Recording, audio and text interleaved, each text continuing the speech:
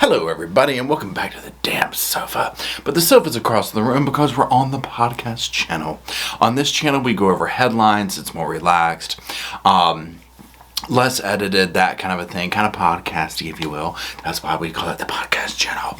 And I go live over here sometimes. And so that's what this channel is about. Make sure you're subscribed to it, and also make sure you're subscribed to my main channel. Those are deeper dives, more edited stuff, story times, those kind of things. So make sure you're subscribed to both. And with that being said, let's talk about today's headline. Now today when I saw this I was like, say what? Because this is another one of those cases where I've got my opinions on who I think did it. Let's just say that. I'm trying to zip my mouth here. I'm trying to zip it because I'm just going ahead and spilling everything. Not that I'm trying to hide anything, but I just want to talk about the article before we get into my opinion or whatever. Anyways, so we're going to be talking about the West Memphis 3 case. I had no idea this had been going on in the background, right? Now, one way that I found out about this is I was looking at who's going to be at CrimeCon, and I believe this gentleman is going to be at CrimeCon, one of the guys involved in the case. And I was like, oh my God, I want to go hear what he has to say, right? And so from there, I was like, oh wait, he has this thing to say about the DNA stuff. So we're going to be going over that. Now, this is in KAIT 8 ABC affiliate, and the article is written by Region 8 News Desk. I'm not seeing the name of an author here. I want to give credit to them, but I'm not seeing that. I'll put a thing up here. It's just by Region 8 News Desk. I mean, I guess that's who did it. Anyways, it's like a little video, but then maybe somebody transcribed it or whatever. So, the name of the article is June Court Date Set for DNA Evidence in West Memphis 3 Case. So, Marion, Arkansas, a court date has been set for this summer to discuss the retesting of DNA evidence in the West Memphis 3 case, Damian Echols said on social media Thursday. Now, I'm going to put a little picture of his Twitter up here as well, and we're just going to jump to what he said. So there should be a picture on the screen right now. Paul, don't forget to put this in the editing process. We will be going to court in June 23rd in Arkansas to ask the judge to order the prosecutor to hand over DNA to the lab for testing. The state is attempting to prevent the truth from coming out. Please join us in court so they know the world is aware of what they're doing. Interesting. Now let's continue with the article. Echols said he will be going to court June 23rd. They're asking the judge to order a prosecutor to hand over this DNA evidence, right? Okay, we just read that. Okay. Echols had asked earlier this year in a petition to retest the evidence in the case using the MVAC method for testing. The system uses a wet vac method to test evidence. However, the prosecutor attorney Keith Krestman said February 8th in a court filing denying the request that he believes there's little evidence to show that MVAC is a scientifically sound method to test the evidence. He goes into a little bit of case law stuff there and whatnot. He, meaning Kreshman, also said he believes that the MVAC method would alter the DNA, thus would be in violation of the court's requirement to permanently preserve physical evidence in violent offense cases. The prosecutor also said he believes the testing would create due process concerns involving the other two defendants, Jason Baldwin and Jesse Miskelly. Echols, Baldwin, and Miskelly were convicted in '93 in the deaths of the 3 8-year-old boys in West Memphis.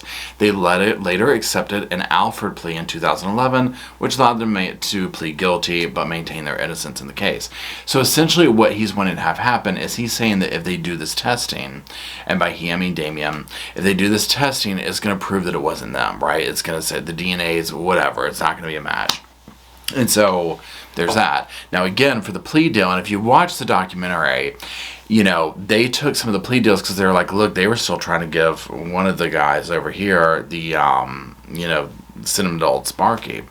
And so they went ahead and took these plea deals, did all that, and moved on down the line. I mean, I get it, right? And so now they're here, and so essentially this will be almost like being able to get exonerated, possibly open up the door for wrongful conviction lawsuits as well. That's probably key in this, that the prosecutors and these people are wanting to prevent this from happening. You know how this goes a lot of times, but they don't want to admit that whatever. Okay, now I will say this, so let's get into my little thoughts on this real quick. Okay, so my little thoughts. Okay, so watching the documentaries or whatever, all this, the things that came out on it, I personally do not think the three boys did it. Okay, meaning Damien and them. I don't think they did it. Remember, if you've watched it, how they started producing all this evidence, and if I'm correct, the dude that they're saying that they thought did it is deceased at this point. It was almost like some dude who lived around there, maybe even somebody else's father. It was something sketchy like that. And that's the person who I thought. And if you remember also, and I can't remember the gentleman's name right now, but in the documentary, he was very vocal. He was one of the victim's fathers. And he was for sure that these three dudes did it. And then he ended up changing his mind and actually getting really pissy about, y'all have, meaning the law enforcement, the judicial system there locally, basically, taking everybody for a ride. It was really somebody else. They let a a murderer go, all that kind of stuff. So I would be curious to see if this gets traction.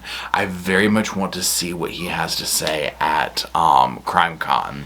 I definitely will be trying to attend this one, because I'm very curious in it, because like I said, once everything started coming out and you just kind of saw how it was very blindsided, like bam, they did it, so on and so forth. I mean, I don't know. So it also makes me want to kind of go back and start looking into this case again, because it's been so long since I've looked into it. I don't believe I've ever read a book on it, but I've watched those documentaries, and I'm not trying to say that, so I know everything about it because I did that.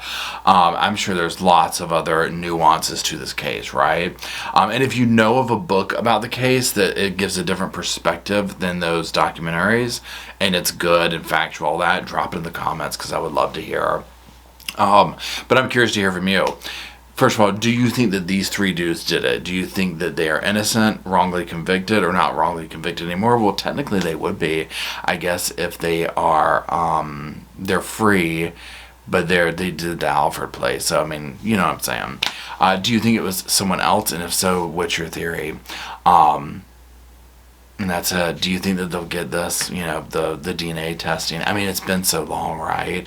I don't even know how that would work. And it looks like a catch-22, because they're like, oh, well, it would do this and it would do that. They mention the other two people's names, but I'm curious to know where their involvement is. I want to kind of go back and look into this case some more. That's it for today. Let me know what you think in the comment section. Let me know your theories, your thoughts, your opinions.